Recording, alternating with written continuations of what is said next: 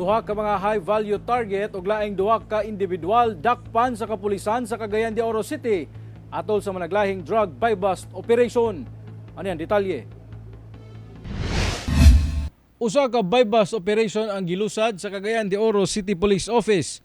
Batok sa duha ka mga high-value target sa barangay Kanituan sa Cagayan de Oro City niadtong adlawng Biyernes. Target sa operasyon si alias Asay, 44 anyos ug alias Teo, 49 anyos.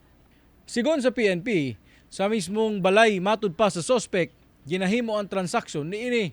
Dugay na kani silang gi-monitor og maugid kini ang maugid kani ang target og kaning duha nga kauban niya mao kini ang ilang iyang mga runners.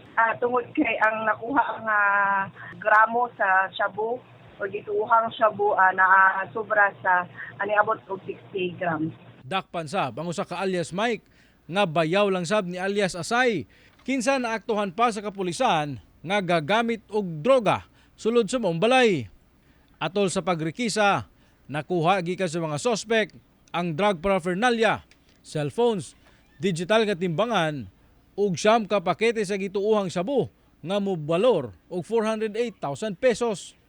Samtang sa laing operasyon sa City Drug Enforcement Unit sa Kokpo, arestado sab ang 56 anyos nga lalaki sa barangay Makabalan. Human siya napalitan og 50 gramos sa gituuhang shabu nga mobalor og 340,000 pesos.